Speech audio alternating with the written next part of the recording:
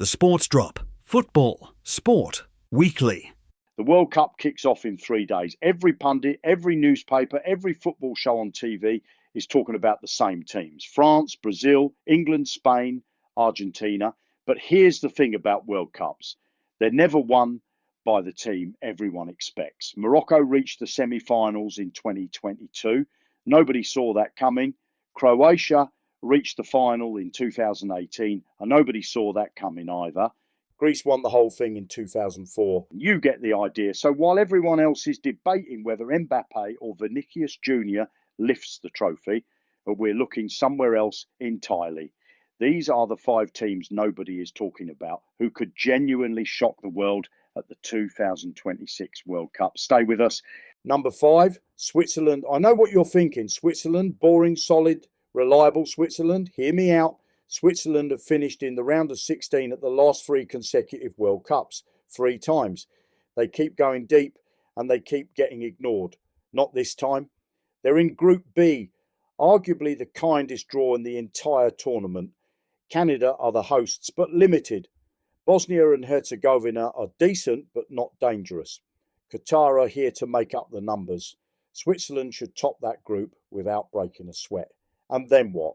They hit the knockout rounds fresh, organised, and with a squad full of players at the peak of their powers. Granit Xhaka brings experience and leadership. Xherdan Shaqiri adds creativity. And they already proved at Euro 2024 that they can beat anyone on their day, reaching the quarter-finals and only losing to England on penalties. Don't sleep on Switzerland. The quiet ones are always the most dangerous. Number 4, Colombia. Colombia came into this tournament off the back of a Copa América final appearance in 2024, losing only to Argentina. That's the world champions, by the way. They're in Group K alongside Portugal, DR Congo and Uzbekistan. Portugal are the obvious danger, but DR Congo and Uzbekistan are very winnable games. Colombia only needs second place to progress, and with the squad they have, that should be a formality. The real story with Colombia is their blend of youth and experience. James Rodriguez, still capable of magic when fit, provides the creativity. Luis Diaz of Bayern Munich brings pace and directness on the wing. And John Duran of Aston Villa is one of the most exciting young strikers in European football right now. Colombia are dangerous, unpredictable, and criminally underrated in this tournament. If they get through their group and draw a favourable knockout tie, watch out. Number 3, Morocco. Yes, Morocco again, because the world still isn't taking them seriously enough. 4 years ago in Qatar, Morocco became the first African and Arab nation to reach the World Cup semi-finals. They knocked out Spain, they knocked out Portugal, they only lost to France, the eventual finalists. That wasn't a fluke, that was a statement. Now there's genuine drama surrounding this squad. Manager Walid Regragui left his post just 3 months before the tournament. That's chaos by anyone's standards. And the AFCON final controversy with Senegal has left the squad carrying real psychological baggage going into this tournament. But look at the players. Achraf Hakimi, one of the best right-backs on the planet. Brahim Diaz, technically gifted, relentless, hungry. Yassine Bounou in goal, world-class. And a core of 2022 survivors who know exactly what it takes to go deep at a World Cup. They're in Group C with Brazil, Haiti and Scotland. Get through that group, which they should. And Morocco in the knockouts is a nightmare draw for anyone. The chaos might actually fuel them. Don't count out the Atlas Lions. Number 2, Ecuador. And this might be the most compelling case of all 5.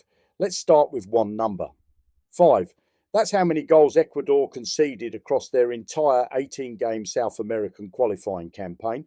5 goals in 18 games, the best defensive record of any team on the planet during qualifying, not just in CONMEBOL, anywhere. They finished second in South American qualifying, above Brazil, above Uruguay, despite being docked 3 points before a ball was even kicked. And the spine of this team is built through the elite clubs of Europe. Moises Caicedo, Chelsea's midfield engine, and one of the best central midfielders in world football. William Pacho, the PSG centre-back who just became the first Ecuadorian to lift the UEFA Champions League trophy. Piero Hincapié, Arsenal's own centre-back alongside Pacho at the heart of defence. And teenage sensation Kendry Páez, also owned by Chelsea, currently on loan at River Plate, and arguably the most exciting teenage talent at this entire tournament. Ecuador are in Group E with Germany, Côte d'Ivoire and Curacao. They open against Côte d'Ivoire, winnable. They follow up against Curacao, very winnable. Then they face Germany in their final group game. By that point, Ecuador could already be through, a team with Champions League defenders, a world-class midfielder and a teenage prodigy, playing for a nation that finished above Brazil in qualifying. And nobody is talking about them. Ecuador could go very, very deep at this tournament. And our number one, the team we believe could genuinely shock everyone. Norway. Norway haven't been at a World Cup since 1998. That's 28 years. And now they arrive finally with arguably the greatest striker on the planet leading the line. Erling Haaland scored 16 goals in Norway's 8 qualifying games. 16, twice as many as any other player in Europe during qualification. He has 55 goals in 48 international appearances. He's won the Champions League, the Premier League, the FA Cup. The one thing missing from his trophy cabinet is a World Cup. And he is absolutely, completely, 100% motivated to change that. Alongside him, Martin Ødegaard, Arsenal captain, Premier League winner this season for the first time in 22 years. A player who has described this tournament as the pinnacle of his career. When Ødegaard and Haaland are both on their game, Norway are capable of beating anyone.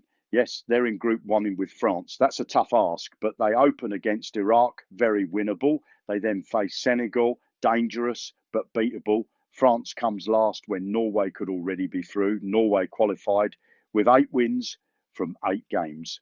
Perfect, flawless. And now the world finally gets to see Erling Haaland on the biggest stage of all. This is the moment a generation of Norwegian football fans has been waiting for. And we believe they're going to make it count. Norway, our number one dark horse for the 2026 World Cup. So there you have it. 5 teams flying completely under the radar while the world obsesses over France and Brazil. Switzerland, quietly deadly with the easiest group in the tournament. Colombia, dangerous, unpredictable and peaking at exactly the right time. Morocco, still the most complete African squad ever assembled. Ecuador, the most underrated defensive unit on the planet.